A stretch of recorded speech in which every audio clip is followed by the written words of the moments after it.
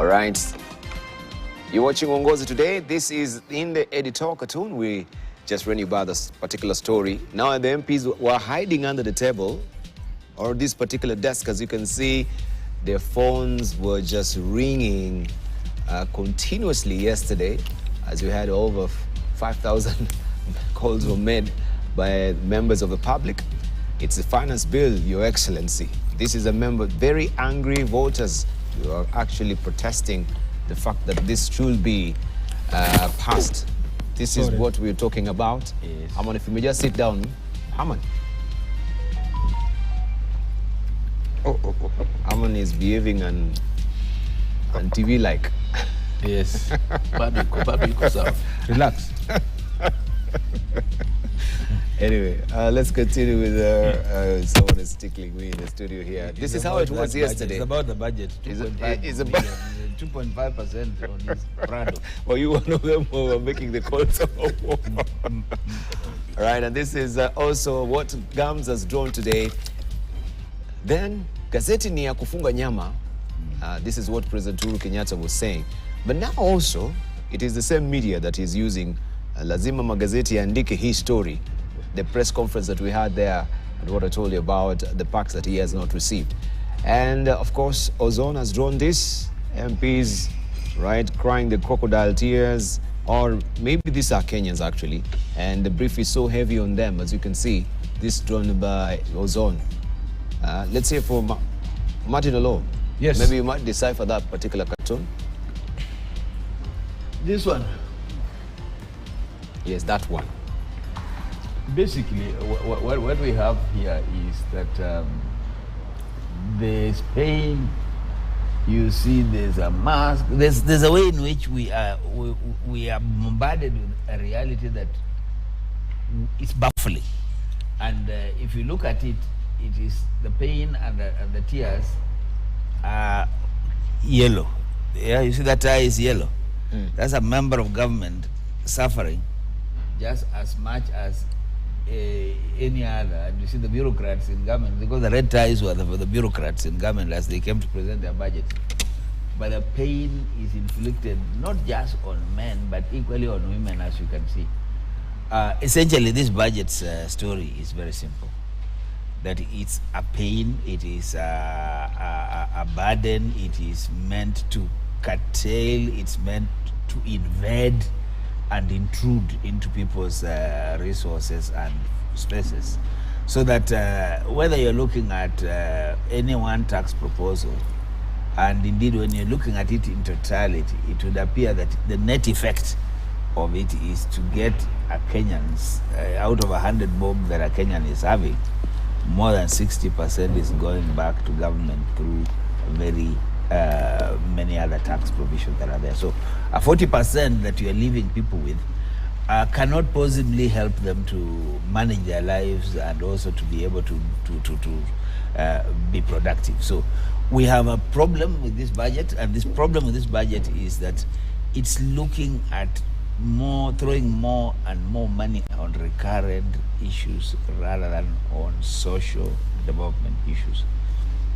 If you're cutting back on health services and you are increasing on security, if you are comparing some of the allocations across other productive sectors with an allocation of 45 billion for national intelligence services, and you are seeing that intelligence is picking more and more money, the question then is, what are you about? Are you about surveillance? Are you about espionage? Are you about self-preservation?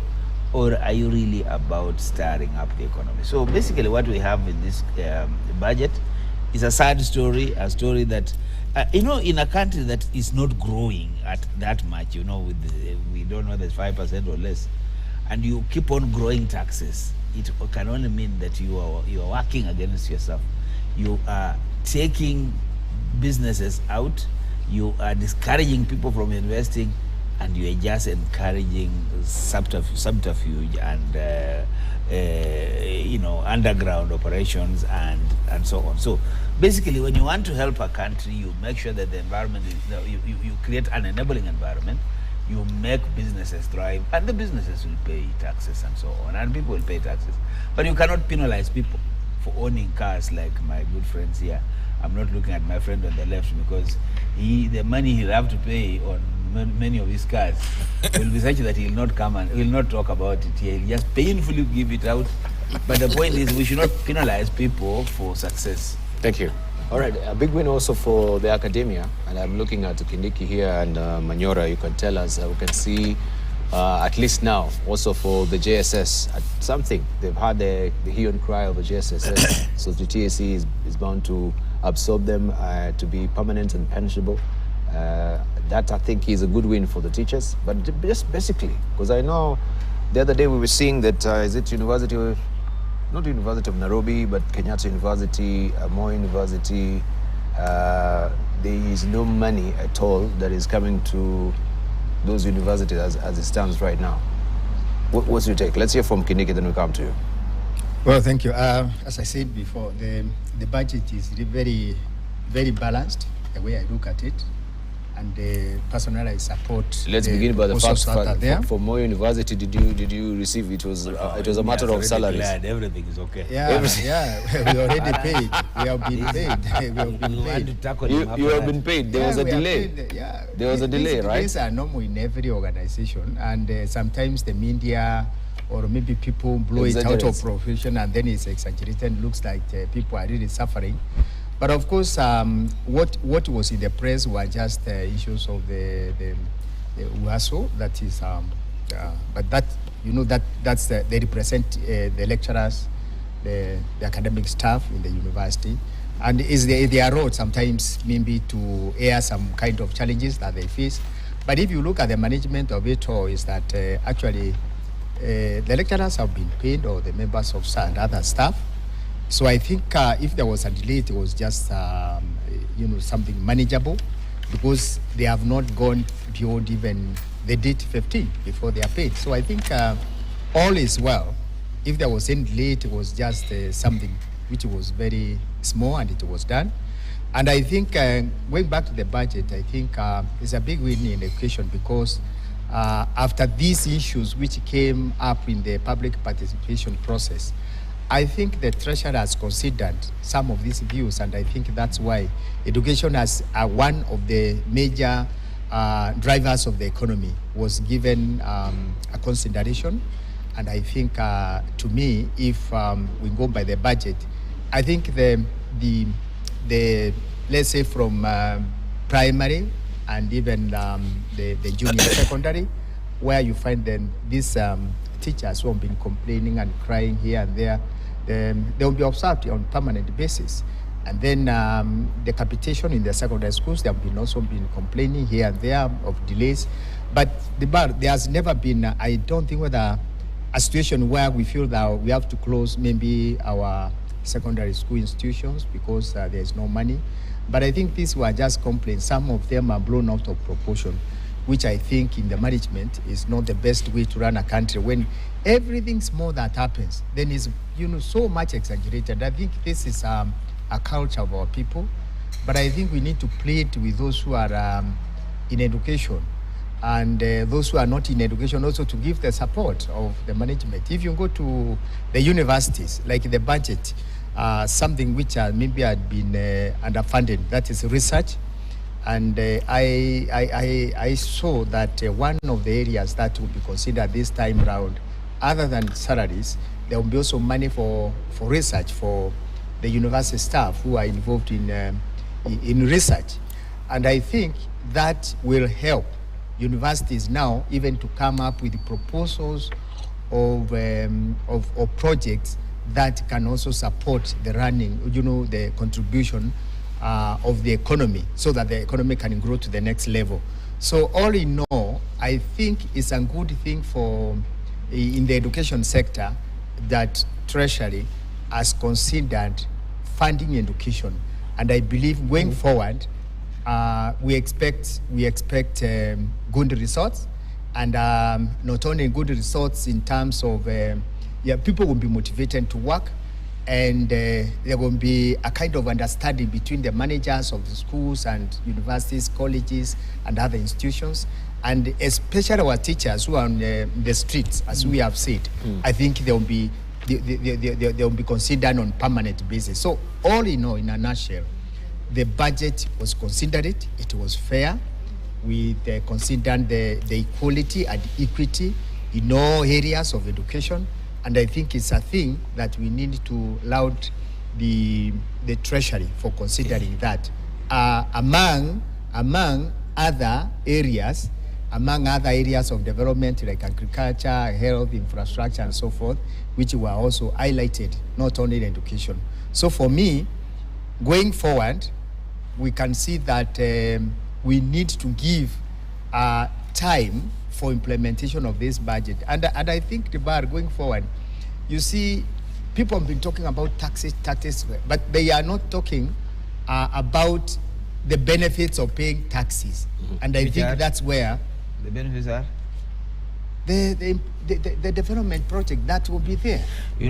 After paying taxes, you see, the it goes with professor has to live up to the title that he has, because he's talking about loud is okay, things are going to be. I mean, let's get this on seriously. I don't think it's a favor that government does to Kenyans to employ teachers. It's not a favor government does to put money in education. It's a right. The governments exist to provide services, including social services, education, and so on. We are saying it's not enough commensurate to the number of teachers, students we have. You are saying here that it's okay that now the university sector is all right. The pending bills and the deficit in the University of Nairobi, deficit in Moi University, has not been funded in this, which means that those billions that have been outstanding will remain outstanding. And what's the effect of it? The effect of it is that the university sector remains unstable in terms of financial sustainability. No measures have been put in this budget to kind of address the situation of public universities, leave alone the situation of secondary schools, leave alone the situation of primary schools, which is at the moment very deplorable. He will tell you that when they were in government, with the NAC government, they had a focus on education and they funded education. And for sure, there was an element of a free education, if you like, or universal education, as it was. This government is not serious about what it is doing in terms of social services, health. How do you reduce health services? How do you, how do you not allocate resources to the teaching, to staffing, to teachers, so that we are able to then hire more? So what you are saying is tokenism. And that tokenism is not what you need from a budget. A budget is a bold statement from government indicating direction, not one where we sit to wait to see its implementation. But Rejoice, on what you have said is like, okay, I agree with you what you are saying, but what could be the way forward? Because already education is a major beneficiary in this budget. It's not a beneficiary. It's not a beneficiary. Starved. The education is starved. It's not well organized. We know, you know it, or you don't. Today, the university sector is in a crisis. The way you know it is not the way I know, because the way you know it is not the way I know. So when you can't tell me I know, there's no because universal way of knowing. I'm saying, so the way you know it, I'm saying maybe it's different from what I know. The university funding model isn't working. Most students who are admitted in public school, public and even private universities by the COOPs are not reporting. There's a payback also. Yes. Not really a payback, but a payback on the help allocations. Yes. We have said this government inherited some of the challenges that are found in all sectors, including education. And now, because we are talking of education, it means that if we are going to allocate more funds, it means some of the challenges that have been inherited. And remember, if you had what the CS said yesterday, with all due respect, don't talk of. Don't you think that is a shop-worn argument of inheritance? No, we 2 years down the line, we're really talking about inheritance. And I'm not complaining because of inheritance. We're only saying that part of some of the challenges the universities or others, education sector has been, facing is paying out these debts. And even the CS mentioned, he said yesterday that also don't forget that in this budget, some of the money or some of the income that is expected, after collection of these taxes to pay debts.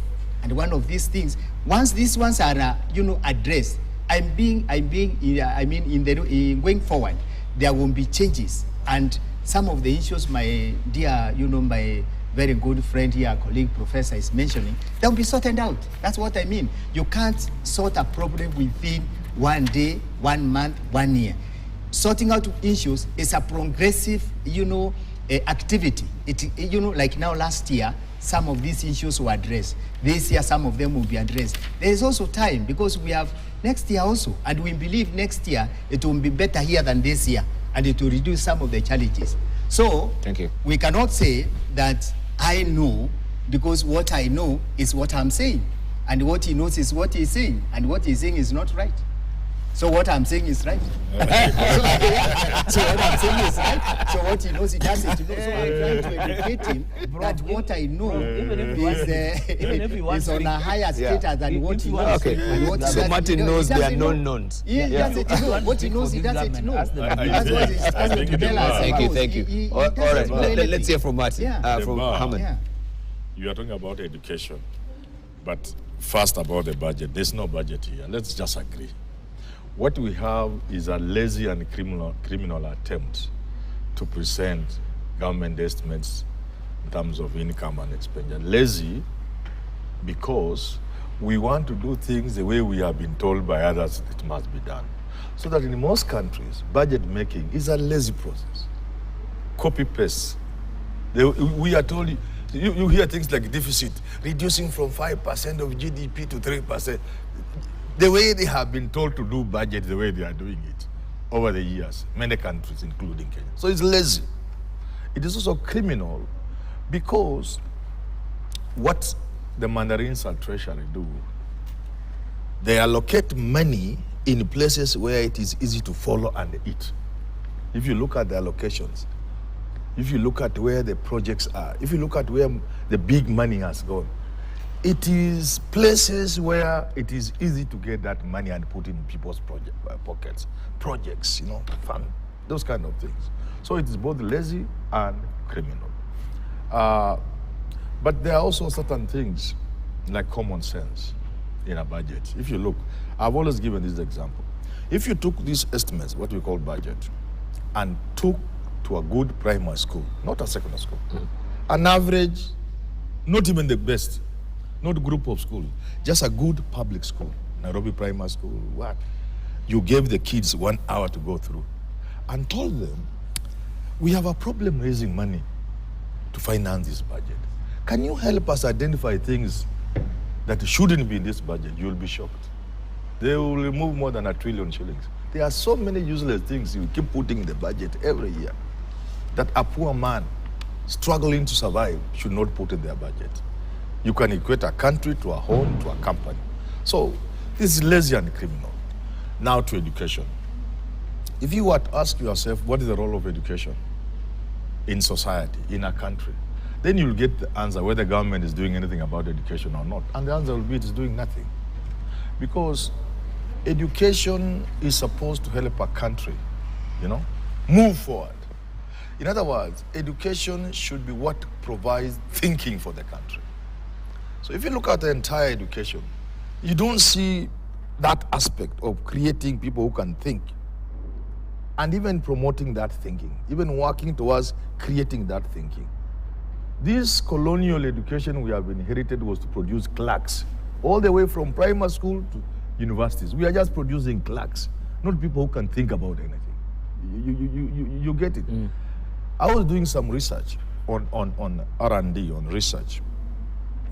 I came across figures from Germany of money the government puts for research.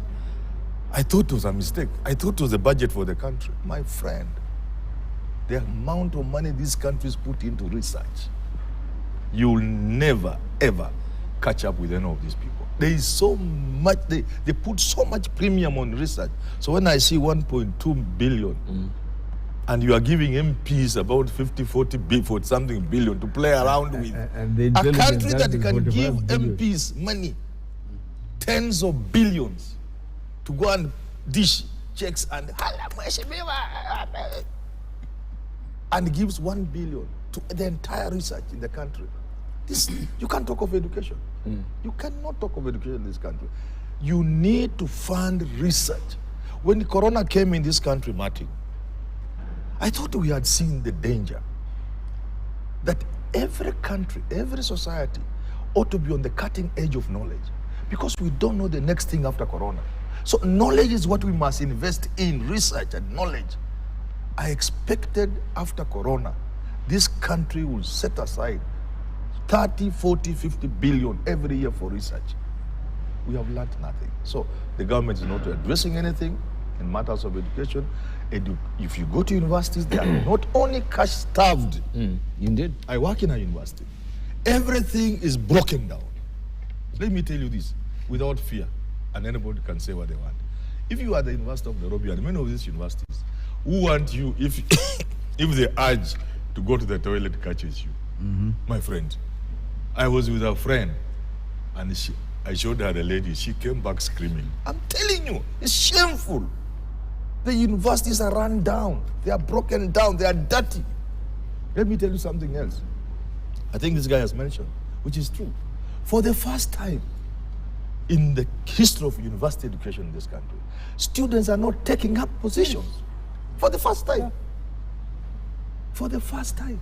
They are not taking up.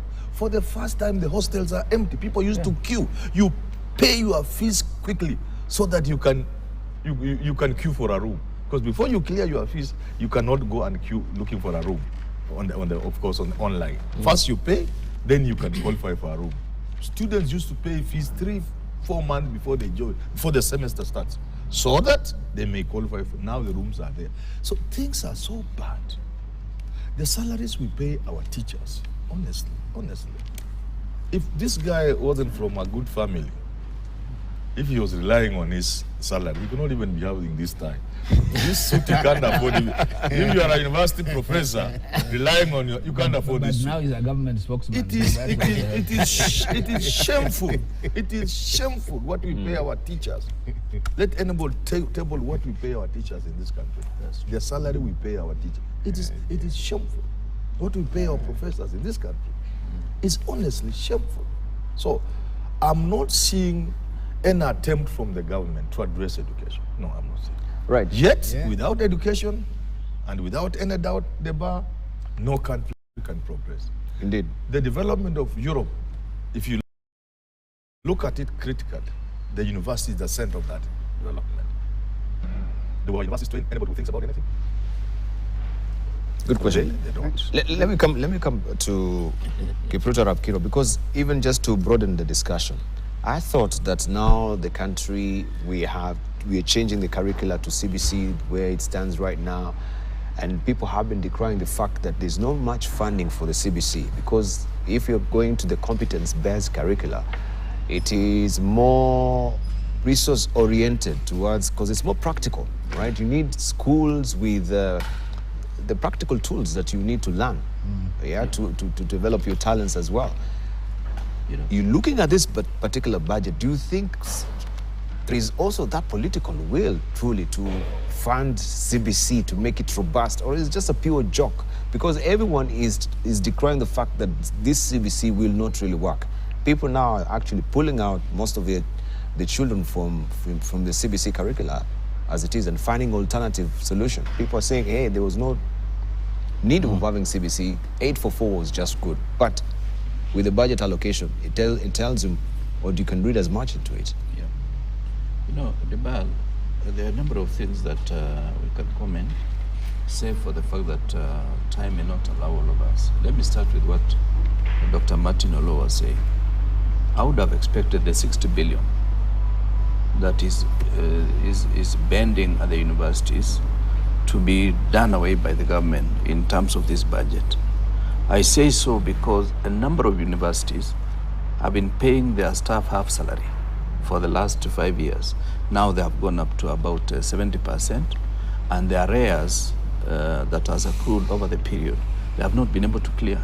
For example, Egerton University is one such an example.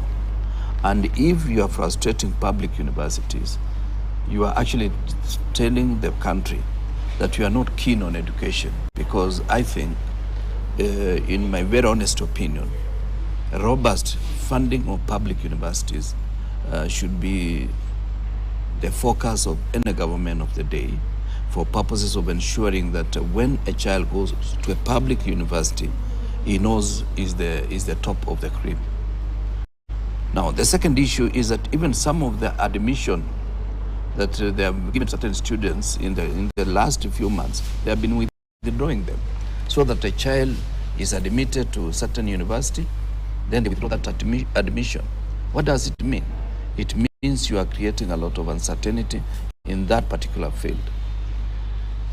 The second issue is that you would have expected, if they are aware, because I think the Kenya Kwanza regime is not aware of where they want to take this country. If they were fully aware, then they should be able to prepare so that we don't get to the old system. Remember, even at the beginning of 844, we were told to build things, we were calling them Karakana. We did so many of them. Karakana. Karakana. Workshops. Karakana, okay. Yeah. Then at the end of it, they were empty. They were later on converted into normal classrooms for teachers to continue teaching in them. Now, this CBC thing is supposed to be intensive in terms of practical knowledge. But practical knowledge means you must have the requisite tools and apparatus to use for purposes of ensuring that children are able to go through the program, get full knowledge of what is supposed to be done, retool their skills in terms of practical experience. But what we are doing is that we are just bringing a program without effective piloting. We just roll it out throughout the country, and we know we do not have the capacity. So it worries me, and at times I think this budget is not done here in Kenya. Perhaps somebody is doing it for our government, and for us, we are just trying to build on something that does not reflect the thinking of Kenyans, does not reflect the practical problems we are faced with. I would have expected, for example, something to be done in terms of restocking. Kajiado, Narok, and many other of these semi-arid counties, pastoralists, they lost millions of livestock. And we had a program we are calling restocking, so that a farmer, if he benefits from offtake, you buy the animals before they die.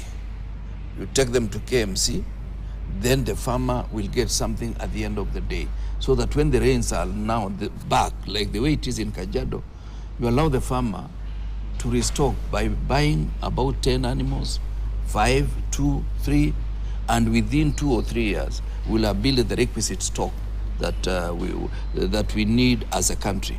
Otherwise, you will realize this country will be importing livestock from Uganda, from Tanzania, from southern Ethiopia, and from all over the world, because we do not have enough livestock in the country. Many of them died. So it worries me. It is like it's a budget. We are thinking of where do we get money. There was a section, I don't know whether they will delete it, that if you are 25 years of age, and you're living with your parents, and you are living with your parents, you are assumed to be a separate household, whether you have an income or not, and therefore you'll be paying 300 shillings per month. We are bringing the code system that was colonial, where people used to live in Tanzania and even here in Kenya. When you want to go for a safari, they say to Kidhunguri, and you have not paid that code. I get it from Martinolo. I call myself Martinolo for the balance of the journey. Otherwise, on a normal day, when you see a police car or administrative police, you run into the bush.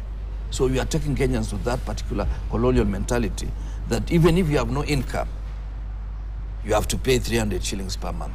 Right, but maybe they're raising the issue of, people who overstay their welcome as well as children in the house. You're 25, and you're still in your mama's house. You see, you're supposed to be a young, productive young man. Yeah, there are many opportunities, but maybe to spur you. Yeah, it is up to the state to provide for its citizens, not to penalize its citizens for lack of jobs. In other welfare states, it would be that person would be put on a welfare program. So it is not the opposite.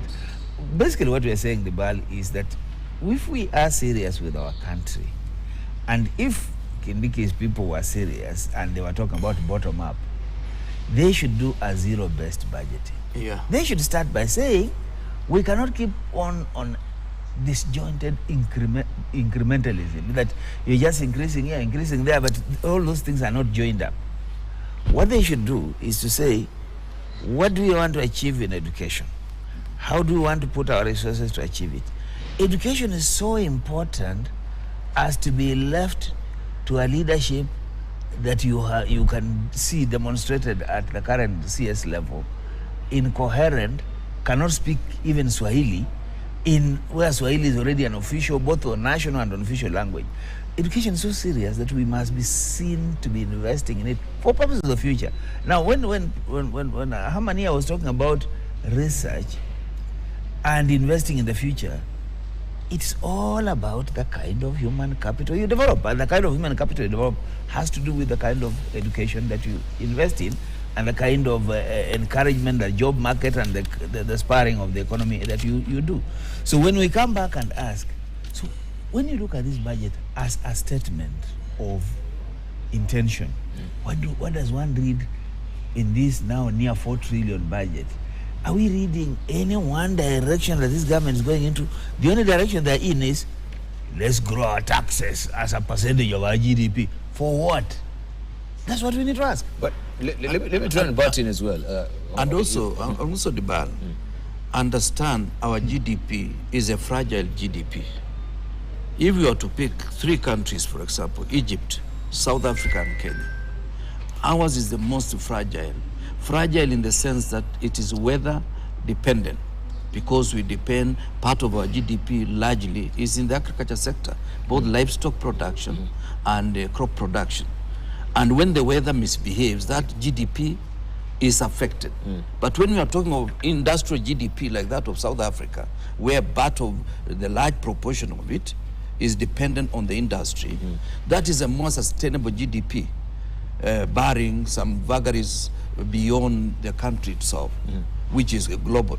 So when we are talking of fragile GDP, I heard the president the other day that, oh, Canada, this is the percentage of GDP, we are still at 14, we need to be at the level of Canada. No. Canada has a different GDP structure and model. We cannot compare ourselves with Canada. We cannot, really, it is like, I do not know whether the president is briefed by serious economists. I'm not an economist myself, but the basic economics I know is that the GDP we are basing our taxes is the wrong GDP. Yes. The GDP of farmers, GDP of fishermen, GDP of livestock herders, small scale fellows, and villagers. Yes. Yeah. Now you are messing this country. We are supposed just to understand. We compare ourselves with comparable standards. Compare ourselves with Ghana. Perhaps Nigeria to a certain limited extent. Perhaps a place not even like Rwanda or any other place. But comparing ourselves with Canada, we do not understand. Comparing ourselves with Germany, we do not understand. Germany is one of the top 10 richest countries in the world. Then you compare yourself with the GDP of poor farmers and livestock herders who bring the livestock to Nairobi when there is drought. These are some of the things that really worry us. Let's challenge also the academia. Does it mean that farmers have no role to play in the economy of this country? They do. If they are do. You see, Professor, to that GDP, Professor, so also listen to every argument and discern it, then bring counter argument. Don't just oppose things for the sake of it. We are saying we cannot have our GDP, our taxes, as a percentage of GDP, or in the sense that this is GDP that is fragile. And that's what you say. Yeah, and that's what I'm saying. And that is vagaries of the weather. We are not saying farmers. I'm not saying farmers should be left out of GDP, but let us not use taxes from a GDP that is fragile, and we say this is the percentage that we need to tax our people. If I had 100 livestock yesterday and all of them have died, what will be the basis of using farming as taxes as a percentage of my GDP when I've lost all the livestock? It's not like an industry. It's only Mheshimiwa, you don't also to listen to what I'm saying. I'm not criticizing for the sake of criticizing, because this is just a discussion. I was only wondering that if that GDP doesn't take into account the farmers, contribution what should it be? It's a fragile economy. I do understand. I'm not saying it doesn't but take. if it What doesn't I'm saying consider is the that farmers, when you are dealing that's with a just fragile question I'm asking. GDP, Yeah. you don't make it, you know, you are comparing oranges and bananas. They are two different whatever fruits. One has certain nutrients and the other one has certain nutrients in excess of the other. All right. If you allow me politely, I will just say, what's the difference between an orange and a banana? If they are the only available fruits, you have to consider, because that's a fruit. You don't have pineapple. You have only an orange and a banana. So I'm saying, if agriculture contributes to the economy and is considered as a contributing, factor to the economy and the GDP of the country, then so be it. If there are challenges occur, then you relook But at have we been allocating sufficient so it's just sufficient funds I'm just for looking agriculture at, and its contribution to the GDP? Okay. And developed country like Germany, like Canada, and other countries that have been mentioned, that is okay, but they have got their own resources that make up to GDP of that country. Thank you. So my argument is, what has been considered as GDP of this country, and it's according to the Treasury, they think that is a mover in this economy, then it should be included, and it cannot be just. I don't know. That's I don't want to be starting this, today, but I do agree. But I do agree. Don't worry. All right. Because you see, what I'm saying, I'm not I saying. refuse to listen to any other Okay, view. let me listen. Let's Let me not let talk me about listen. GDP. And I stop talking about GDP because my main quarrel is Yes. that when you are talking that taxes is a percentage of GDP, don't tell us Canada is doing 22% Yes. and we are at 14. Those are not comparable. All Thank those you. issues, including borrowing now, which is pegged on the same. You say Japan is 62%, we as whatever. Those arguments don't add up, because I agree with you. Really, we are comparing two different places, two different things. But let's forget about GDP. All right, let's forget about GDP. I wanted just to come and challenge also the academia. Yes. Yeah. For donkey years now, you've been decrying the fact that you're not being funded by the government.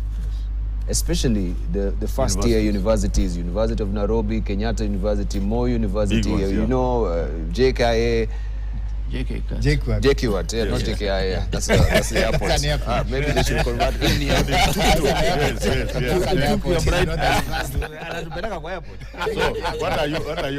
So what do you want us to tell you? So in a forum, I had a Professor Labanayiro raising concerns because also, I think these universities, they have goodwill, they have good names, they can go out there and fundraise like other private universities have done. At least even a third of the budgets is coming by fundraising. Can I answer you? No. You're decrying the fact that, there's no money for research, we have not been paid. We need to challenge our professors in these universities that they should actually be, other jurisdictions that are there, I don't know if it's Singapore, we have even universities funding the government from the research. So what do you want me to tell you? But when you say, It is because we, even M-Pesa itself, how much fund did the young man really, get to actually to come up with that particular app that is world changing? When you talk about laziness, well, we can begin maybe with our professors in these universities. Fine, that you always have a pail in hand waiting for the government help you. to fund you. I mean, that should not be the model of funding the I want university. to answer You you. give us research that is world changing and can actually bring and channel funds to universities at the end of it. And I really like that particular fact. Don't let him compare Kenya with Singapore. Let's just address the issue. Please. No, you can't just say things like that so easily. Singapore, There's no comparison. Let me respond. Let me respond. Please. First, I've told you, our education is what we inherited from our colonial masters, as we call them. Education was meant to produce people to serve Muzungu, clerical work, across sectors. Even in sectors you would be expecting are technical and professional and scientific. That element of service to serve the Mzungu, who now of course is the other man there around, does not produce people capable of thinking. That's number one. Number two. So our professors are not capable of thinking. Listen, that's what I'm saying. Because there's one here who will respond. So I am making a general statement We have not made any departure from the colonial education that was meant to produce. You can read the history of education in this country. The education person will tell you. Education was meant to produce people who can just do clerical work. In fact, there was sometimes a debate whether or not Africans should even be taught English or education conducted with instruction in English. Now, that is one that produced the kind of person who is not quite a big thinker. The second reason is from the days of Jomo Kenyatta and Josephat Karanja at the University of Nairobi, the government has refused to let go of the university. The government is holding the university, micromanaging the university, and creating such a useless bodies as Q without even the capacity to supervise and superintend, to supervise the universities. Now, what does that mean? It means the university has not walked out of the past when you looked at your back before you did anything. Any simple policy at the university must be subjected to government approval. You've seen the circus about appointment. So you live in this country. You've seen how ministers interfere. You saw even at the University of Nairobi recently, there are issues between the chancellor, what do you call it? Chairman of council and the vice chancellor. These are things that they should be self-regulating within the. So the universities are not independent. If universities were independent, if government let go of university, government dictates how many students you get. They admit. But they say, look, let me just finish. I just want to finish. Research? I'm getting where you are going, where you are saying. So, a situation where the universities are not autonomous, they must bend to what the government wants. That sort of thinking you are talking about cannot work. I want to finish by telling you this. I want to give you the model that I would use. If I am the president or a powerful minister, because ministers don't have the power, so I'm going to state That's house. true. If I am the minister or the president, I will say the University of Nairobi and those others you have named, the positions of vice chancellor is vacant. I'm inviting somebody who wants to be the vice chancellor of the University of Nairobi. Before you come for breakfast with me, I want you to come with a brief that shows me how, after 3 years of being vice chancellor, the University of Nairobi will be able to generate a minimum of 50 billion without departing from its core mission of teaching and research and service to community. That's the core. Teaching, research, and service to community. Without departing from that, show me how you'll generate a minimum of 50 billion every year. I want you in 5 years to be able to pay all your staff without coming to the exchequer.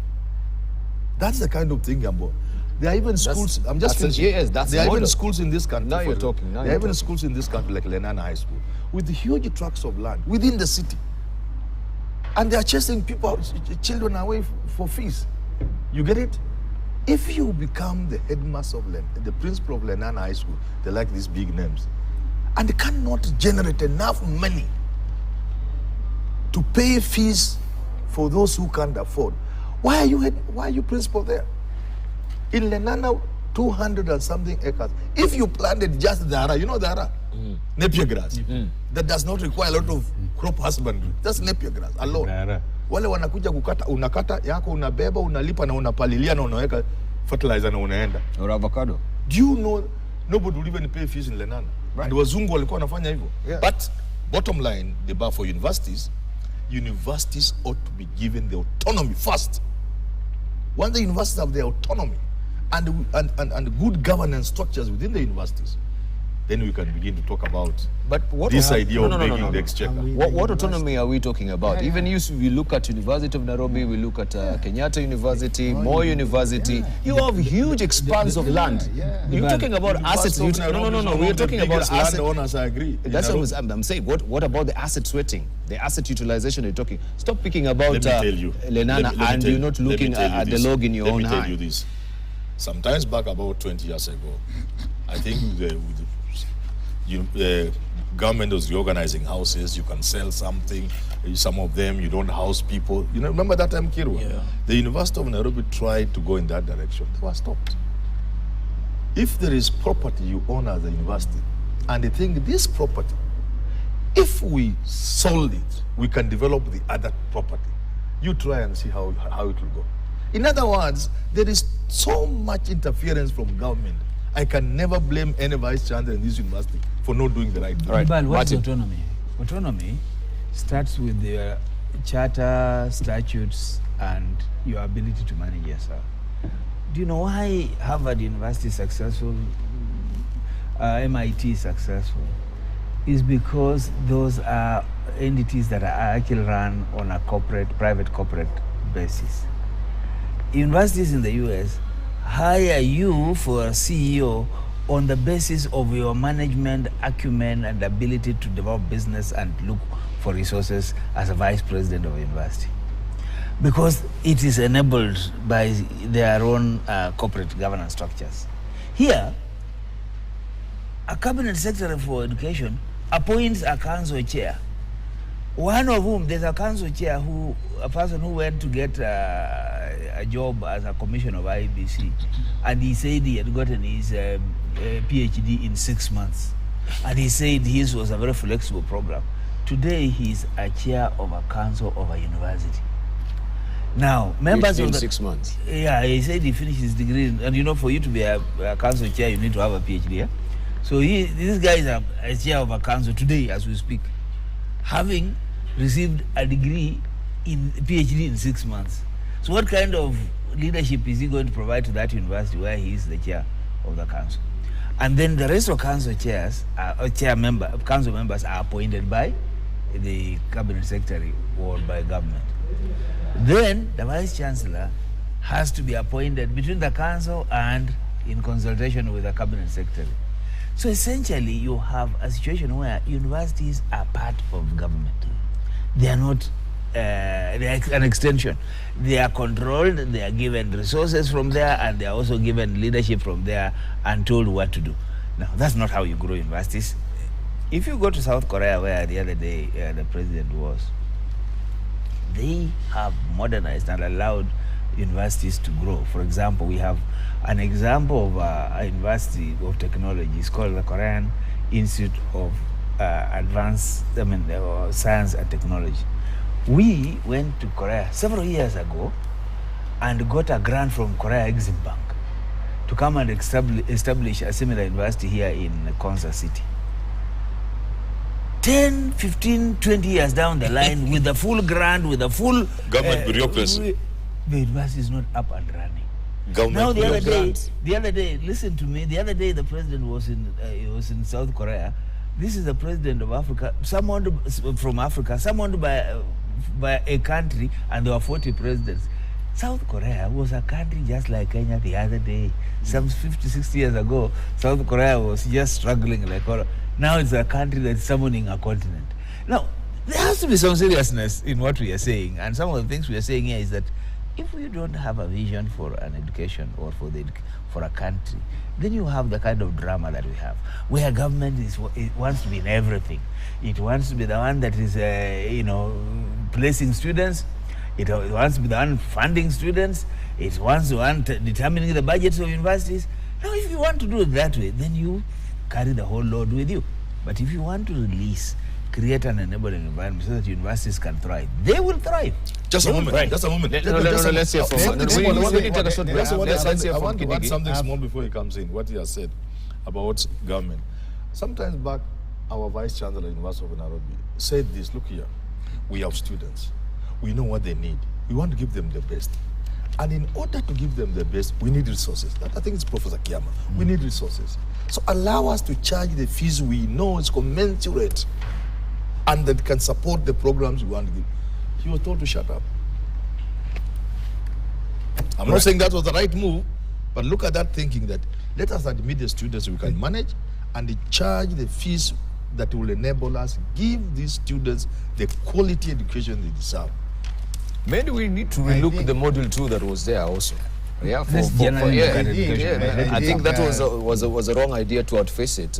When now, or generally, let us look at our education and what we want to do. But let him come in. All right. and Oh yeah, make us- my Then we wind up. contribution on autonomy. What are we talking about? What is autonomy? Autonomy, I think, the areas maybe of financing. So if, for example, I take an area of financing and then the university is funded, so they have to use that money economically, however little it is or much it is.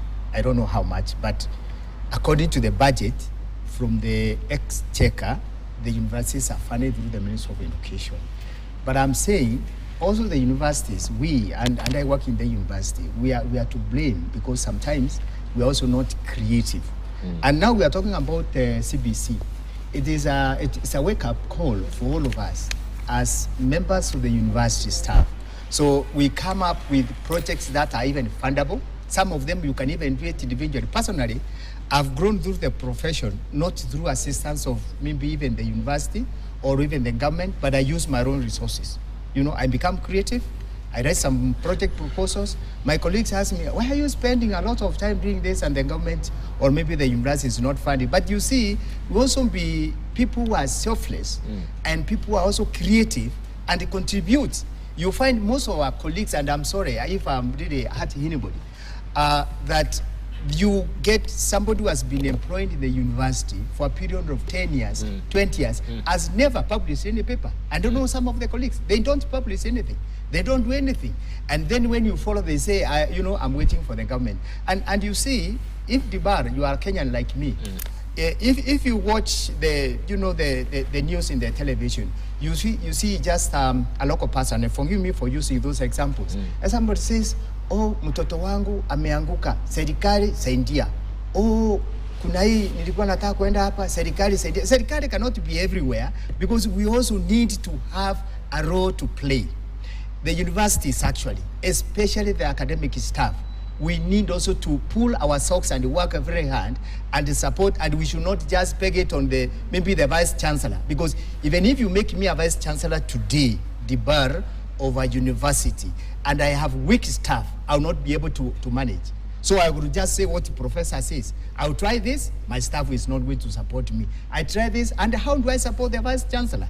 It's my publication, that is research, writing fundable proposals. Some of our colleagues, by the way, Dibar, they have been in the university for years, even 20 years, and have nothing to hide. They can't write even a project proposal that can attract funding, even for 10,000 shillings. Nothing.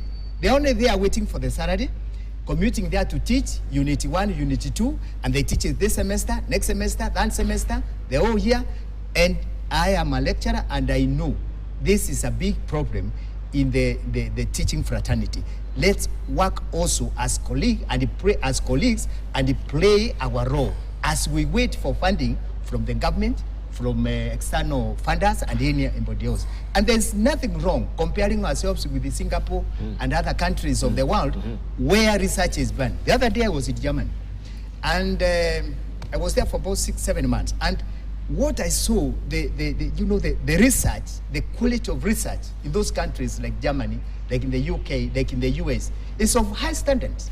And we don't wait for the vice chancellor or the president of the university to say, oh, gentlemen, in this faculty, can you write these proposals? Because those faculty are also divided, because they are principals, they are deans, they are heads of department or chairmen of department, and those are the people who should also drive and move the university forward without necessarily actually waiting for the vice chancellor, waiting for the minister of education, and waiting for the government. Yes, they have a role to play, but I think even the academic staff, they have also a role to play, and that has gone quiet for a very long time. And that's the biggest challenge in some of the universities. Professor has spoken. High five, high five. High five. High five. He has spoken. Creativity. Which is innovation. Lacking. Laziness, yes. Which is in the university for the last 20 years. No publication. No publication. No, we need to take a short break. No, we need to take a short break. No, we need to take a short break. Publish or perish. All that we know is that our professors have perished, and that's why there is lack of creativity. Publish or perish, right? And it's all about this jag and mag theory. People who cannot think outside the box, they're just on flying by the wire. They're just flying on automatic. You wake up, you go teach your unit, you go wait for your salary, no public, and then the government, WASU, they have not remitted. No. We need to take a short break. See you on the other side of a break. Goes this way.